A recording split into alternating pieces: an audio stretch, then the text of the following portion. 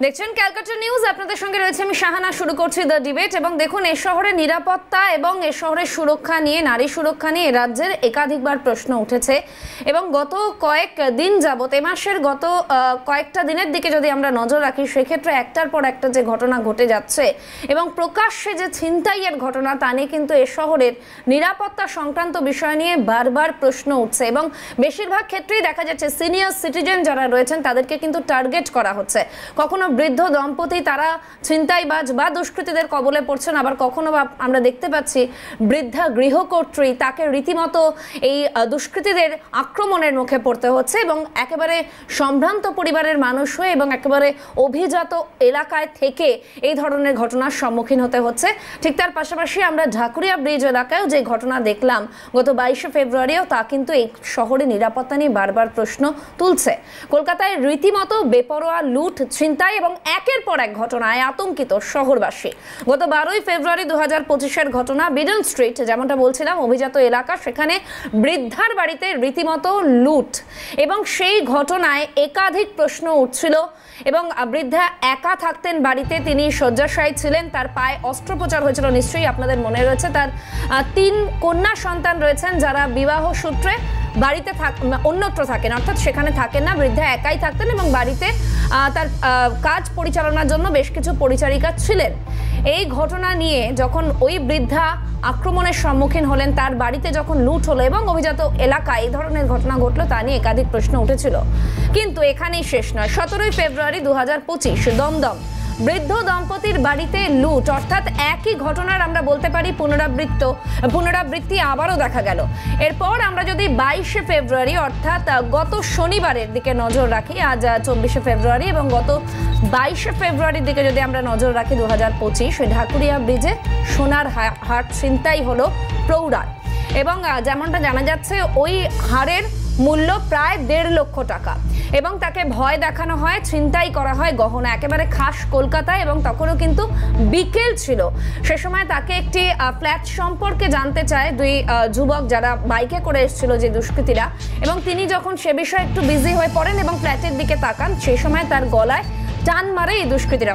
এবং সেই CC footage আপনাদের এই মুহূর্তে দেখাচ্ছি। এই দুষ্কৃতীরা বাইকে করে এসেছিল এবং তারপর প্রথমে প্রৌঢ়া ভেবেছিলেন যে হয়তোবা সোনার হারটি নিয়ে তারা চলে গিয়েছে, কিন্তু না, প্রথম অ্যাটেম্পটেই কিন্তু সফল হয়নি দুষ্কৃতীরা। সোনার হার তার এই জায়গায়, মানে ঘাড়ের কাছে ছিল, পোশাকের ওপর, এবং আবারও তারা ফিরে এসে ফের সেই সোনার হার নিয়ে তারা পালায়। এবং এখান থেকেই কিন্তু এ শহরে নিরাপত্তা নিয়ে আবারও প্রশ্ন উঠছে এবং এ নিয়ে আমরা আমাদের আলোচনা বিশ্লেষণ এগিয়ে নিয়ে যাওয়ার চেষ্টা করব। এই মুহূর্তে বিজেপি মুখপাত্র সৌমিক রাহা রয়েছেন আমাদের সঙ্গে। সৌমিকদের স্বাগত জানাই দ্য ডিবেট অনুষ্ঠানে।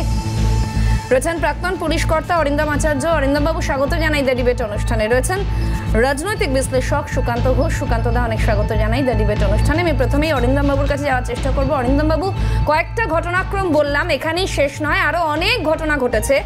3টে ঘটনা জাস্ট বললাম, যার মধ্যে একটা অভিজাত এলাকায়, একটা দমদমে ঘটলো এবং আরেকটা ঢাকুরিয়ায় ঘটলো।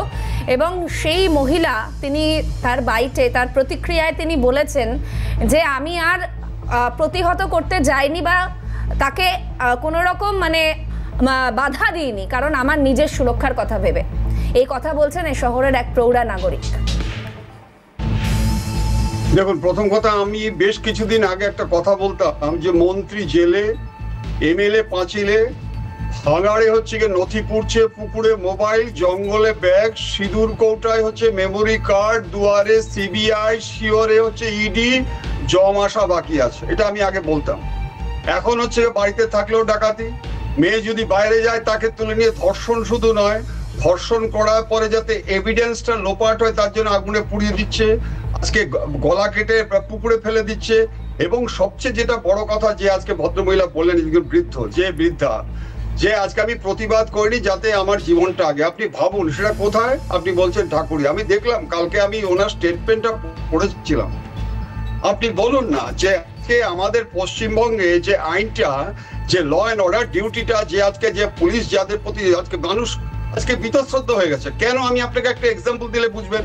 আজকে মুখ্যমন্ত্রী বারবার চিৎকার করে বলছে যে বালি খাদানে বন্ধ করতে হবে। আপনি দেখুন জামুরিয়ার কিভাবে ন্যাকেটলি আজকে ডাকাতরা ডাকাতি করে মুখের মধ্যে কালি লাগিয়ে, যাতে মানুষ না চিনতে পারে, তাদের একটা লজ্জা ভয় আছে। আর বালিগুলো কি করে মুখ্যমন্ত্রী বলার পরেও দেখুন আজকে বীরভূমের এসপি না কাকে বদলি করে দিয়েছে। আচ্ছা, এবার আপনি আমাকে বলুন তো, ডিজি বলছে, সিপি বলছে, পুলিশকে পেটাচ্ছে, আইসি গলা ধরে টেনে নিয়ে যাচ্ছে, গুলি করে দিচ্ছে, এটা কি একটা প্রশাসন চলছে? আমি বলছি যে এক সংখ্যক প্রশাসনে পুলিশ অফিসাররা অত্যন্ত সক্রিয়ভাবে দিন রাত অক্লান্ত পরিশ্রম করছে, আমি তো দেখছি। কিন্তু এটা হচ্ছে একটা উত্তর পরে বলবো, সবাই বলুক। সেটা হচ্ছে কি যে আইনের যে প্রয়োগটা, সেই প্রয়োগটা যথাস্থানে যথা সময়ে হচ্ছে না। পুলিশ ধরলেও তাদের কনভিকশন করলে বেরিয়ে আসছে, এবং যারা করছে এই যে ক্রাইমটা করেছে আপনি দেখবেন তারা পার্সু করেছে, পার্সু করে তারা বাড়ি মেড সার্ভেন্ট হোক যেভাবেই হোক তারা খবর পেয়েছে যে বহুমূল্যের হাত, এই যে পার্সুটা করেছে সিসিটিভি থাকার সত্ত্বেও এরা আজকে কত বড় সাহস, কত বড় উদ্যত হলে আজকে এই ধরনের করছে। কারণ এই বাংলাতে বর্তমানে পশ্চিমবঙ্গে এই জায়গাটা আমি বলতে বাধ্য হচ্ছি, কারণ আমি গর্ববোধ করি আমি এই বাংলাকে নিয়ে, এই পশ্চিম বাংলাকে নিয়ে। কিন্তু যা পরিস্থিতি হয়েছে আজকে এক সংখ্যক ক্রিমিনাল তারা আইন ভাঙার আইন নতুন একটা তৈরি করে নিয়েছে, যার জন্য আজকে পরিণতি আমি, আপনি, আপনার বাড়ি আশেপাশে সবাই ভোগ করছি। একেবারে অরিন্দম বাবু একটু সঙ্গে থাকুন, আমি সৌমিকদার কাছে যাওয়ার চেষ্টা করবো। সৌমিকদা, এই শহরে যে ঘটনাগুলো ঘটছে বারবার মানুষের নিরাপত্তা নিয়ে প্রশ্ন তুলছে, কিন্তু প্রশ্ন হলো কিভাবে এতটা বেপরোয়া হয়ে উঠছে দুষ্কৃতীরা? দেখুন, পশ্চিমবঙ্গ হচ্ছে এখন দুষ্কৃতীদের স্বর্গরাজ্য। পুলিশ, কলকাতা পুলিশ বা পশ্চিমবঙ্গের পুলিশের ওপর মানুষ ভরসা রাখবে কিভাবে? পুলিশকে যে ধরনের আচরণ আমরা করতে দেখতে পাই, এখন তো পুলিশের মান অনেক উন্নত হয়েছে। পুলিশ আগে ছিল, পুলিশ কমিশনারকে দেখলে বইমেলাতে মুখ্যমন্ত্রীর মনে হয়েছিল যে আমার ইচ্ছে করছে আপনাকে ঠাস করে চড় মারি, কেন আমার গাড়িটা সঠিক জায়গায় সঠিক সময়ের মধ্যে আসেনি, আমার ইচ্ছা অনুসারে আসেনি, তখন চড় মারতে ইচ্ছে হয়েছিল। আর এখন এত পরিষেবার উন্নতি, মুখ্যমন্ত্রী প্রকাশ্য সভায় বলেন যে ওই দেখো কিছু নাদুস নুদুস আমাদের কমিশনার, একেবারে উত্তম কুমারের মতো দেখতে। অর্থাৎ আমাদের কতটা পুলিশের উন্নতি উনি করেছেন, উনি নিজে বয়ান সেখানে নিয়েছেন। কিন্তু প্রশ্নটা আসে কোথায়? প্রশ্নটা রাজ্যের স্বরাষ্ট্রমন্ত্রী তথা মুখ্যমন্ত্রী, যিনি কিনা প্রশাসনিক বৈঠক করতে বসেন, এবং প্রশাসনিক বৈঠকে বসে সরাসরি তার দলেরই এমএলএ যখন কোনো একটা কথা বলতে যায়, তখন তিনি বলেন, প্রশাসনিক প্রধান বলেন, তুই তো কাজই ঠিক করে করিস না, তুই তো শুধু বোম বাঁধিস আর বোম মারিস। অর্থাৎ ভাবতে পাচ্ছেন রাজ্যের মুখ্যমন্ত্রীর কাছে ইনফরমেশন আছে কারা কারা বোম বাঁধে, কারা কারা বোম মারে। উনি প্রকাশ্য একটা প্রশাসনিক সভায় সে কথা বলছেন, কিন্তু যারা বোম মারে, বোম বাঁধে, তারাই আবার সেই সভায় আসন অলঙ্কিত করে ওনার গেস্ট হিসাবে বসে রয়েছেন। পশ্চিমবঙ্গের দুরবস্থা কোথায় গিয়ে দাঁড়িয়েছে আপনারা দেখেছেন। পুলিশের কাজ, পুলিশ যখন যোগ্য চাকরি প্রার্থীরা রাস্তায় ছিল তাদের কামড়ে পর্যন্ত দিয়েছিল, কিন্তু আমাদের আজকে অসহায় জনগণ, আজকে অসহায় আমাদের সহনাগরিকরা, তারা নিজেদের সর্বস্ব, কিভাবে বাংলাটা কোথায় গিয়ে আমরা দাঁড়াচ্ছি, এটা সত্যি খুব প্রশ্নের কিন্তু জায়গা উঠেছে। একদিকে সারা জীবনের সঞ্চিত অর্থ যখন দিয়ে একটা মানুষ ফ্ল্যাট কিনছে, বাসস্থান করছে, সেটাও যেমনি পিসির হেলানো মিনার এখন দেখতে দূর দূরান্ত থেকে লোক আসছে, পাড়ায় পাড়ায় দেখা যাচ্ছে পিসির হেলানো মিনার। সেক্ষেত্রে আবার ঠিক একই রকম ভাবে ল ইন অর্ডার কোথায় গিয়ে পৌঁছেছে রাজ্যের আইন শৃঙ্খলা? আমি বলবো আইনের সঠিক প্রয়োগ সঠিক জায়গায় যাতে না হয়, তারও কিন্তু অ্যাডমিনিস্ট্রেটিভ লেভেল থেকে একটা ষড়যন্ত্র চলছে। আগামী বছর নির্বাচন রয়েছে, নির্বাচনের টাকাগুলো কোত্থেকে আসবে?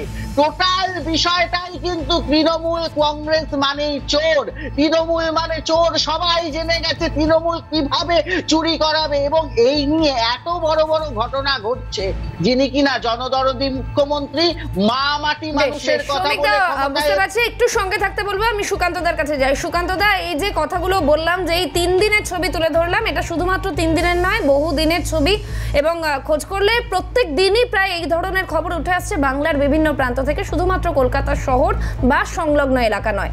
এই বাংলার মানুষ আজ কতটা নিরাপদ? তবে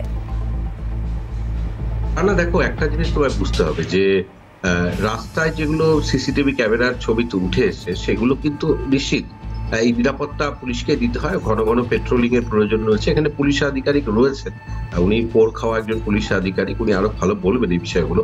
আমি যে বিষয়টা যেতে চাইছি যে এই যে ফ্ল্যাট গুলোতে যেগুলো হচ্ছে, আকচার এই ঘটনা কিন্তু ঘটছে যে যখন একদম বৃদ্ধা তারা কিন্তু ওখানে বাস করছে, তাদের ছেলে মেয়ে তারা বাইরে থাকছে, এটা ঠিক, কিন্তু সেই ফ্ল্যাট গুলোতে দেখা যাচ্ছে যে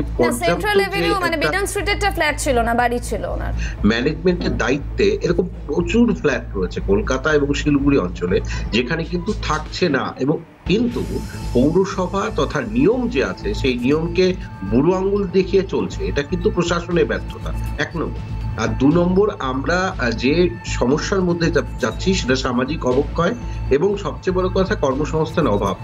সে কারণে কিন্তু এই যে যেটা চলছে এটার কিছুই নয়, মানে কিছু ইনকাম, মানে হঠাৎ করে টাকা নিয়ে সেটার মাধ্যমে এই যে যুব সমাজ তারা কিন্তু অন্য বিপত্তাড়িত হচ্ছে, সেই দিকে ধাবিত হচ্ছে। সুতরাং এর দায় কিন্তু সামাজিক অবক্ষয়টাও কিন্তু রয়েছে। শুধুমাত্র পুলিশ এবং প্রশাসনের দিকে আঙুল তুললে কিন্তু হবে না, কারণ সবসময় পুলিশ কিন্তু একটা রক্ত মাংসের মানুষ এবং তারও কিন্তু কিছু দায়বদ্ধতা রয়েছে। অরিন্দম বাবু একটু আগেই বললেন তারা কাজ করছে, কিন্তু কিছু পুলিশ অফিসার যারা কিন্তু তাদের ডিউটি পারফর্ম করে না। কারণ আমরা ট্রাফিক পুলিশে দেখছি যে আকচার যেটা ঘটনা ঘটে, সিভিক পুলিশের বারবারন্ত, সেটাও যেমন আমি বলছি না, সিভিক পুলিশে একটা দায়বদ্ধতা রয়েছে কিন্তু একটা সীমা পর্যন্ত। কিন্তু যেটা চলছে, এরকম যদি একটা বৃদ্ধা রাস্তায় যারা পথচারী তারা যদি নিরাপত্তা না পায়, এটা অত্যন্ত মানে দুঃখের যে আইন শৃঙ্খলা অবস্থা। কিন্তু এটাও আমি বলছি যে সামাজিক অবক্ষয় বা যে পরিস্থিতি দাঁড়িয়ে গিয়েছে, কর্মসংস্থান অভাব, এগুলোও কিন্তু কারণ এই ঘটনাগুলো ঘটা। আর আমি আরেকটা কথা আবারও বলছি যে বিভিন্ন আবাসন সেখানে কিন্তু পর্যাপ্ত নিরাপত্তা রক্ষী থাকছে না। ইভেন তুমি ছেড়ে দাও, সাইফ আলী খানের বাড়িতে কিন্তু তুমি জানো একটা বড় ঘটনা ঘটেছিল, একইভাবে কিন্তু এত হাই সিকিউরিটির জন্য এই ঘটনা ঘটেছে। বান্দ্রার মতো জায়গায় ঘটনাগুলো ঘটছে।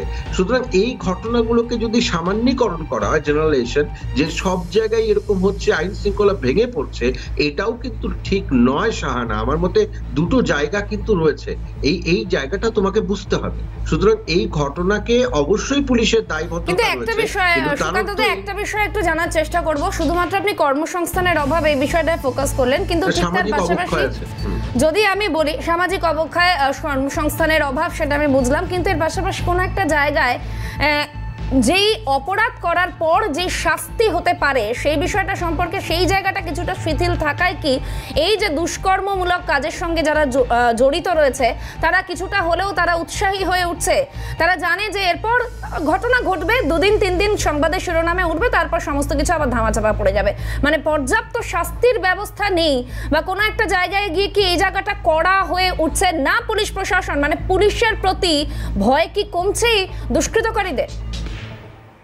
একদমই, কারণ কোথাও অরিন্দম বাবুর মতো পুলিশ কর্তারা যতদিন ছিলেন ততদিন কিন্তু তাদের প্রতি এখন প্রচুর লোকের মুখে আমি অরিন্দম বাবুর কথা শুনি আমার এখানকার, কিন্তু এখন কিন্তু পুলিশ কর্তাদের মানেই হচ্ছে একটা ভুল ভাবে জিডি লেখানোর চেষ্টা। 0 FIR এর কোনো কনসেপ্ট এখন নেই আমাদের পশ্চিমবঙ্গে, তো একদমই নেই।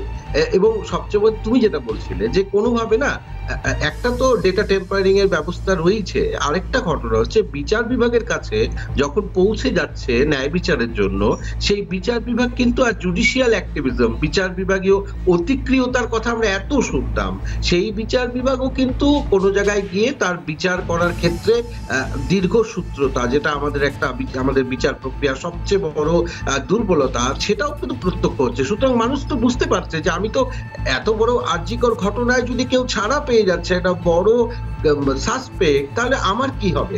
এবং আরেকটা জিনিস তুমি দেখবে যে ধর্ষণ করার পর যেগুলো হচ্ছে তার ফলে মানে খুব বেশি কিন্তু তারা এর জন্য মানে কি বলবো দুঃখ প্রকাশ করছে না। আমি একটা উদাহরণ ছোট্ট দিয়ে শেষ করবো। আমাদের এখানে এই পাশে তোমার এই দিনাটা সংলগ্ন অঞ্চলে একটি ছেলে তার দাদা ভাই সবাইকে মেরে দিয়ে লেপের মধ্যে মুড়িয়ে রেখে সে পালিয়ে গেছে এবং আসামে শোনা যাচ্ছে বহাল তবিয়তে রয়েছে, কোনো দুঃখ নেই, অনুশোচনা নেই। আমি সেই কারণেই বললাম, আমি কিন্তু সামাজিক অবক্ষয় এই কারণে বলিনি। পুলিশ প্রশাসনের দায়বদ্ধতা রয়েছে, তারা এই যে এতগুলো অপরাধ হচ্ছে তার কুলকিনারা করতে পারছে না বা করতে চাইছেন না, সেটা কিন্তু দেখা উচিত। না হলে কিন্তু এরকম হয়ে যাবে যে পুলিশকে নিয়ে কিন্তু আরো হাস্যরসাত্মক ট্রোল হবে, সেটা কিন্তু দেখার জন্য আমরা প্রস্তুত নই। আমরা গর্ববোধ করি অরিন্দমবাবু একটু আগে যেটা বললেন পশ্চিমবঙ্গ নিয়ে, এই বিশ্বাসটা সাহানা রাখতে হবে। বিশ্বাসে এতটা ঠুনকো বিশ্বাস আমাদের কিন্তু নয়। বেশ, একেবারেই সঙ্গে থাকতে বলবো। একটু আমি সুকান্ত দা, সৌমিক দা এবং অরিন্দম বাবু তিনজনকে একটু সঙ্গে থাকার অনুরোধ করবো, কারণ দেখছেন দ্য ডিবেট, সঙ্গে রয়েছেন সৌমিক দা, সুকান্ত দা এবং অরিন্দম বাবু। আমি সৌমিক দার কাছে একটু যাবো। সৌমিক দা, যেই ছবি আমরা দেখালাম ইতিমধ্যেই, রীতিমতো দিনের আলোয় বিকেলবেলা, শনিবার বিকেলে এই ঘটনা ঘটেছে এবং ঢাকুরিয়ার মতন জায়গায় এই ঘটনা ঘটেছে। তাহলে দিনের আলোয় বা বিকেল সময় এ ধরনের ঘটনা যদি ঘটে, তাহলে রাতের অন্ধকারে এ শহরে প্রৌঢ়া, বৃদ্ধরা কতটা সুরক্ষিত, সাধারণ মানুষ কতটা সুরক্ষিত, সেই প্রশ্ন আর তুলছি না, কারণ সেটা বোঝাই যাচ্ছে। তো এক্ষেত্রে অতীতে তো আমরা দেখেছি যারা পুলিশ প্রশাসনের উচ্চপদস্থ আধিকারিকরা রয়েছেন তাদের বদলি করা হয়েছে, দময়ন্তী সেন তাকেও বদলি করা হয়েছে। তো সেক্ষেত্রে আজকে দাঁড়িয়ে এই যে পরিস্থিতি তৈরি হচ্ছে গোটা বাংলা জুড়ে, এর জন্য দায়ী কে? এবং পুলিশ মন্ত্রী, তার কি দায় নেই এক্ষেত্রে কোনো? কি মনে হয় আপনার?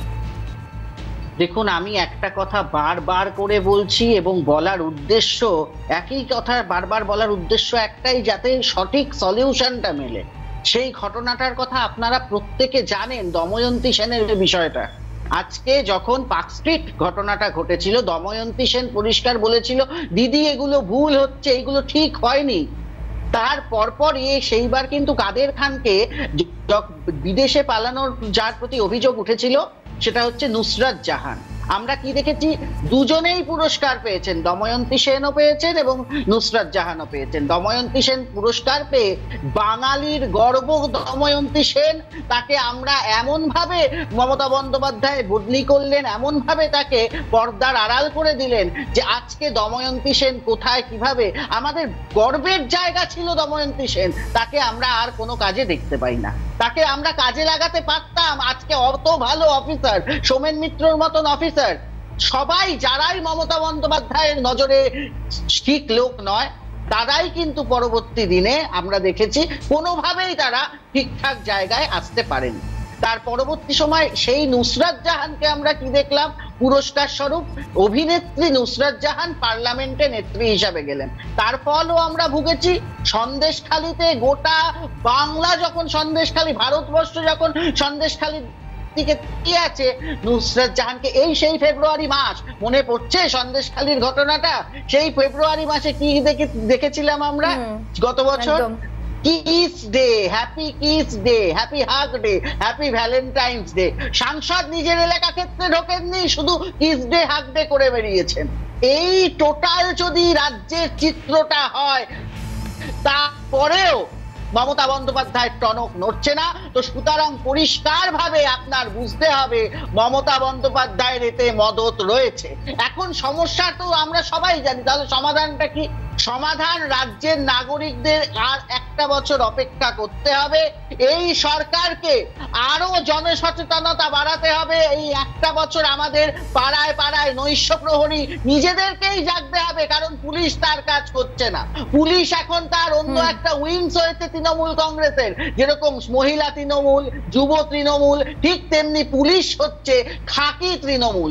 খাকি তৃণমূলদেরকেও ভরসা করলে চলবে না, আমাদেরকে নিজেদের সচেতন হতে হবে, নিজেদের আশেপাশে প্রতিবেশীদের পাশে দাঁড়াতে হবে, নৈশ প্রহরী গড়তে হবে, প্রত্যেককে সচেতন হিসাবে আশেপাশের বাড়ির বৃদ্ধ বাবা মায়েদের খেয়াল রাখতে হবে।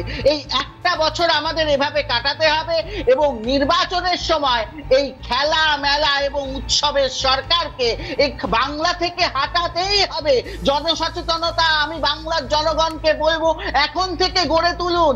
এই সরকার যদি আর একবারও আসে, আপনারা ভেবে দেখুন, এই সরকার দুবার এসেছিল 2011 সালে প্রথমে।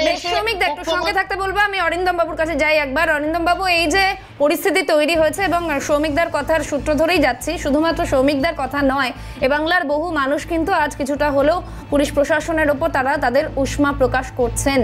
সেক্ষেত্রে দাঁড়িয়ে কালকের শনিবারের ঘটনার কথাই যদি আমি বলি, সেখানে যে প্রতিক্রিয়া দিয়েছেন প্রৌঢ়া এবং তার স্বামী, তারা বলছেন বেঙ্গালুরুতে তাদের ছেলে থাকেন এবং আজকে তারা এখানেই জন্মেছেন, এখানেই বড় হয়েছেন, কিন্তু এবারে তারা আর এ রাজ্যে থাকা সেফ মনে করছেন না। তারা ভাবছেন বেঙ্গালুরুতে ছেলের কাছেই চলে যাবেন।